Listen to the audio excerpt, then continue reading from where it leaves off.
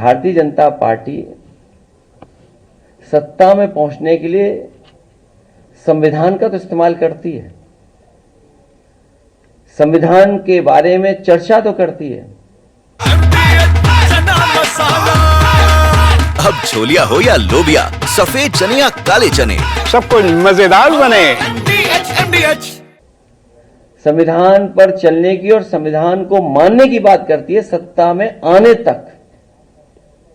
लेकिन जैसे ही भारतीय जनता पार्टी सत्ता में आती है वो संविधान को नहीं मानती। बाबा साहब भीमराव अम्बेडकर का दिया हुआ संविधान के रास्ते पर नहीं चलते। भारतीय जनता पार्टी के लोग शपथ भी लेते हैं।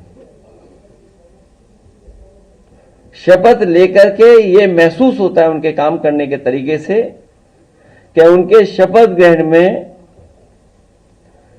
जो संविधान की शपथ लेते हैं निष्ठा का पूर्ण अभाव दिखाई देता है। दरअसल हमारे समाज में बहुत दिनों से व्यक्ति बनाम समाज का संघर्ष बहुत पुराना चल रहा है और कोई ये संघर्ष नया नहीं है, लगातार संघर्ष होता रहा है। ये मैं बनाम हम की लड़ाई है। ये मैं बनाम हम की लड़ाई है। समाज के निर्माण और उत्थान के लिए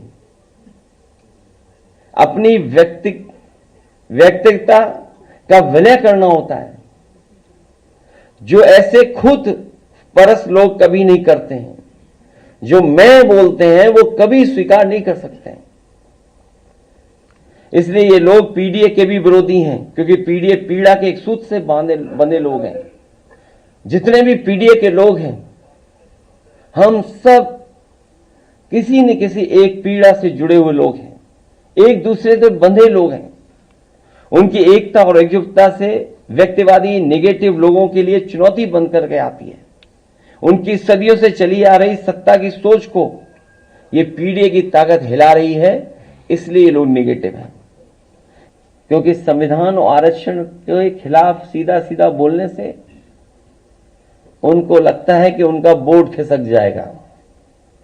पीडीए इन लोगों के संविधान विरोधी मंसूबे कभी पूरे नहीं होने देंगे। पीडीए जन अधिकार का ऐलान है।